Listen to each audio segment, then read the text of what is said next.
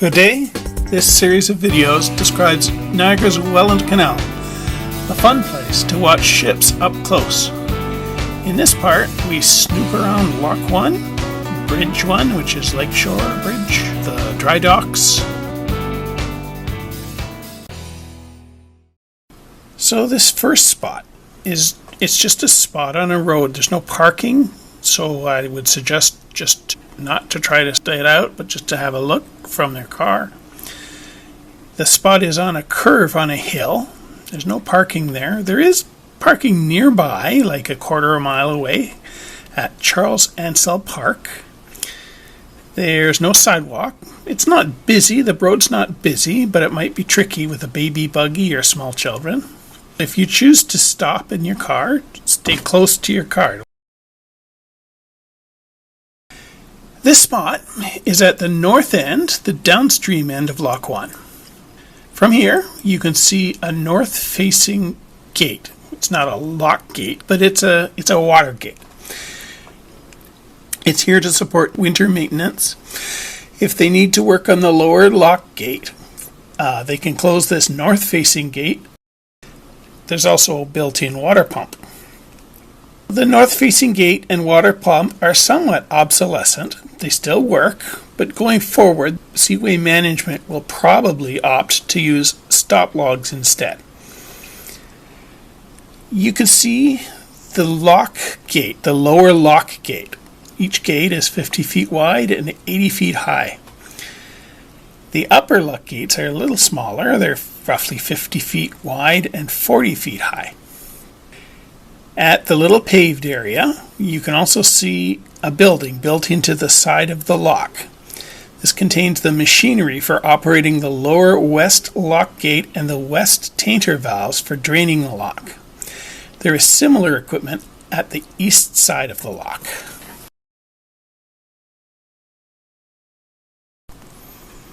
Here we are at the Welland Canal Parkway at Lakeshore Road. And the park is called Charles Ansell Park. We're going to have a good long look around. This little park is adjacent to the Lakeshore Bridge, and you can see ships entering and exiting the lock very close. So there's three spots I'm going to talk about. The first spot is the intersection of Lakeshore Road and the Welland Canal Parkway.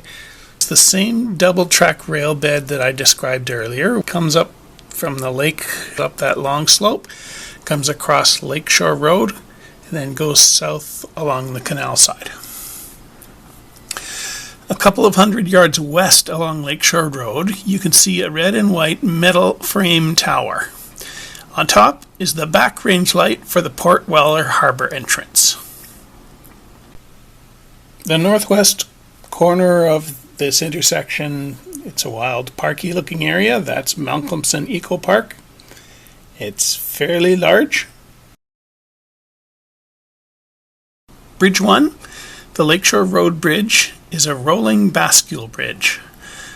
The walls and the divider on the bridge suggests its 90-year history. The north guardrail has the ornate scrollwork and style of a pedestrian bridge of the 1920s. The wall separating cars and pedestrians has a rounded end in the style of an automobile bridge, and on the south side it has a square end in the style of a rail bridge. There used to be a train track crossing the bridge along the south edge of it. The rails were removed in the last few decades after the 90s. The bridge is wider than most of the canal bridges to accommodate the rail line. So let's view Lock 1. You can walk out on the bridge if it's down, and you can see these lock features, which are shared by all the other locks. There are lots of lighting poles on both sides since the locks operate 7/24. All around, there are both cell towers and VHF towers.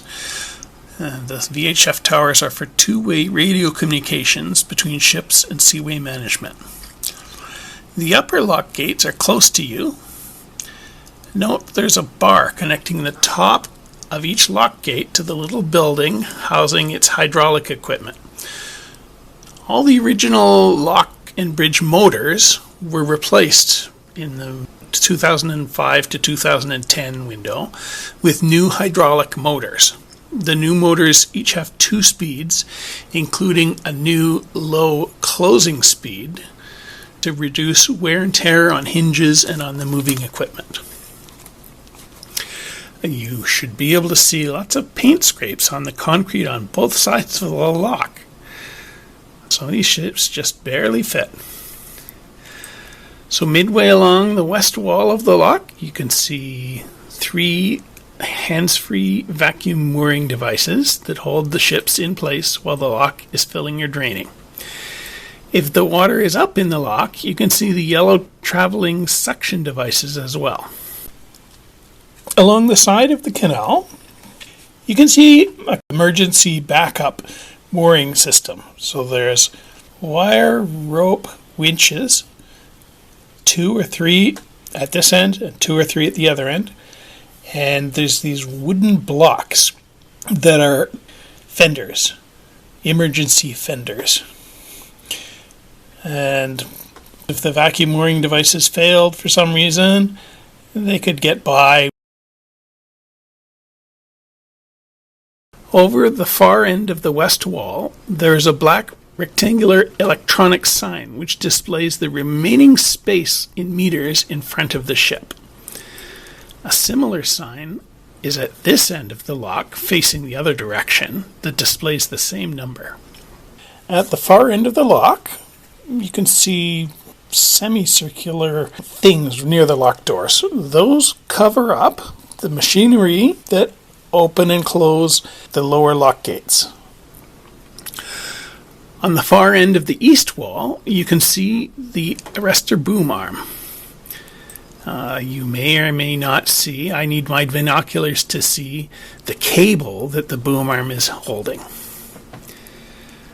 Close to you on the east side, there's a 2-story building that houses the machinery for the tainter valves for filling the lock. There's a tunnel under each side of the lock, and the valves for both sides are here in this building. The filling tunnel for the west side starts at the intake and valve house, where it goes down underneath the canal and comes back up on the other side, on the west side. On top of this 2-story building, there's a black rectangle with 8 lights. This is a sort of traffic light indicating permission for a ship to enter the lock and the time until the lock opens. There's a historic thing on the locks that I don't have any good pictures of.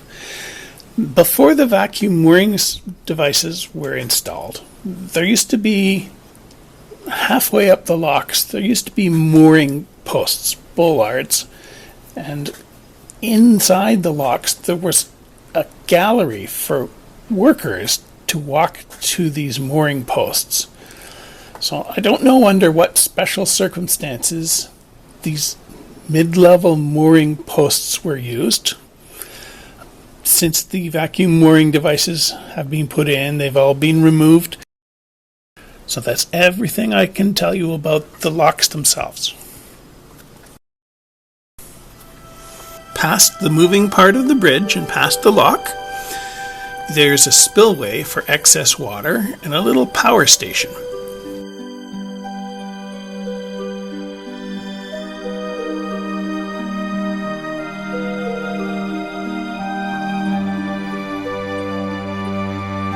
There's a stationary concrete bridge that carries the Lakeshore Road across the spillway.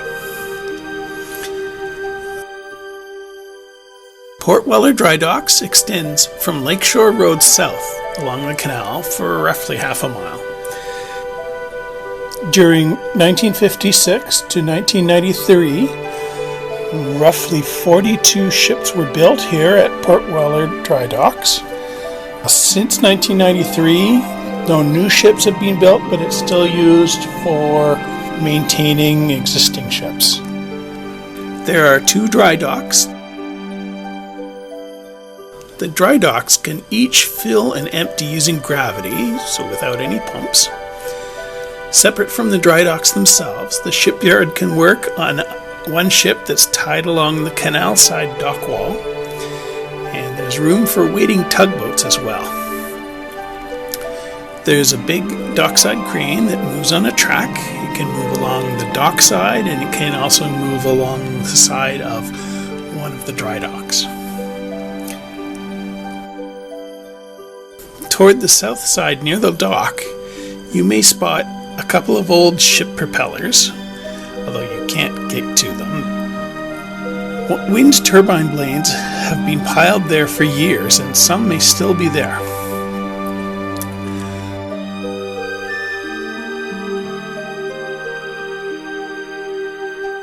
Before a ship goes in the dry dock, it is unloaded. It's completely unloaded, so the ship is riding very high.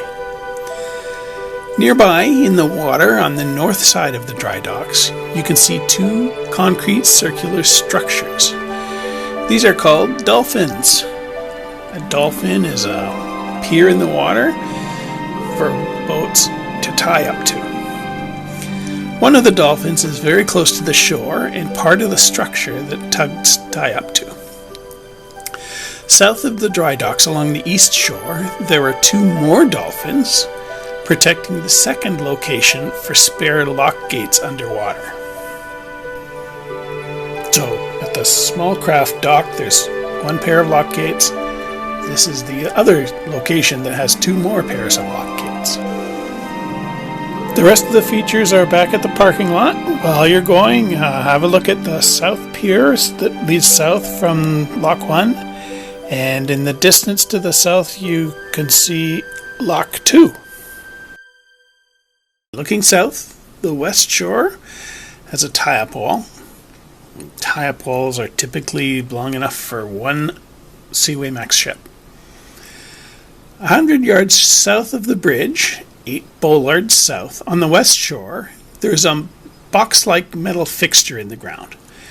This is an ice bubbler. There is one at many locks. Its purpose is to keep floating chunks of ice away from the upper end of the lock so they don't damage or obstruct the lock gates. This is useful to reduce delays at the very start and end of the season. The bubbler is just a pipe that lies along the bottom of the canal with little holes in it. During the ice season, during bubbling season, Seaway Management pump air into this pipe. Bubbles stream out of the little holes, and a curtain of bubbles comes up. And the roiling water repels chunks of floating ice, and hopefully the prevailing wind carries the ice east away from the lock. The Welland Canal Trail, a paved walking and biking path, runs south to Lake Erie. It runs the entire length of the canal. For the most part, it follows the west shore of the canal. But in the city of Welland, where the Welland bypass is, instead it follows the west shore of the recreational canal. At the south end of the parking lot, you can see a ship propeller on display. This is from the John O. McKellar, a big laker that operated from 1952 to 1990.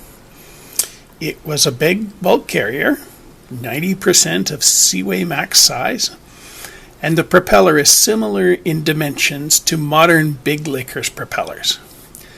The hole in each blade was to minimize cavitation. Within Charles Ansell Park, you can see 3 picture plaques. One describes Port Weller Drydocks, one describes Charles Ansell's career, and one describes the source of an oak tree. A little farther south, you can see a 4th picture plaque for the Welland Canal Construction Railway.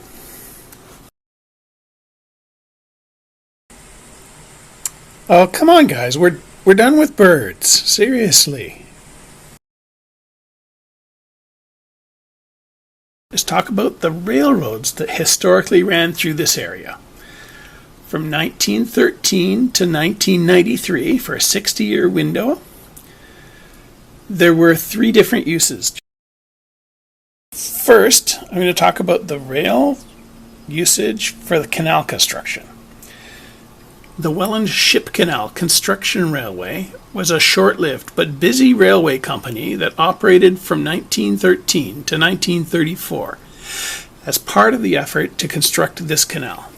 Most of the railway's activity was in the St. Catharines area, but it also had work near Port Colborne.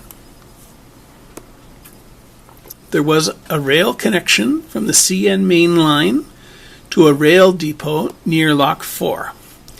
But in addition, a new Grand Trunk single track through the farmland north of the city connected to another rail depot, which is now Malcolmson Park. The railway had a permanent north-south double track along the west shore of the canal, from the shore of Lake Ontario to the rock crushing plant.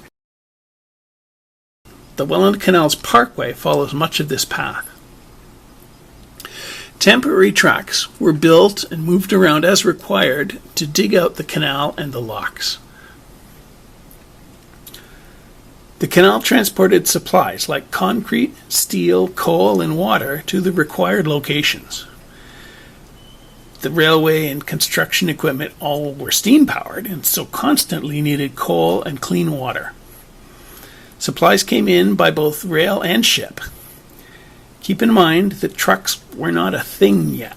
There were only a few cars, and horse and buggies had limited cargo capacity. The railway also took excavated rock to the rock crushing plant near Lock 4 for later use in concrete. Rock and earth fill that was not suitable to be crushed at the rock crushing plant was used to build the 2 peninsulas and also used to build the canal dikes that run from Eastchester to Carleton near Lock 2. Soon after the canal opened in 1932, the railway began its orderly shutdown and was closed in 1934. The rail line from St. Catharines to Niagara-On-The-Lake was constructed in 1913, and passenger service using the electrified streetcar started. It was operated by the Niagara, St. Catharines, and Toronto Railway, which had similar lines from St. Catharines to Niagara Falls and from St. Catharines to Port Colborne. Seasonally, people used this streetcar line to port fresh fruit into St. Catharines. During the First World War, there was a steady stream of soldiers to the fort in Niagara-on-the-Lake. In 1931, the passenger service was stopped due to lack of ridership. Depressions will do that. Using the rail infrastructure, Port Weller attracted some heavy industry. Trains supplied these Port Weller industries. The Port Weller Drydocks, which made ships from the 1950s to 1993, and the Ferranti Packard factory near Lakeshore and Reed. That rail line was finally discontinued in 1993, and in the years after, rails were removed piecemeal. Over its 60-year history, these local train tracks carried electrical, steam, and diesel engines. There are only a few clues that remain about this history. On the Lakeshore Bridge over the canal, the south sidewall of the bridge is in the style of a rail bridge. In Malcolmson Park, all that remains of the rail depot are an old fire hydrant and a cinder block base of some building and some rail beds under the walking trails. And the last relic I have here is St. Catharines has a 3-mile north-south rail trail. Along its path, one can see occasionally there's rail ties, and sometimes there's exposed slag. And the slag was used as filler between the rail ties.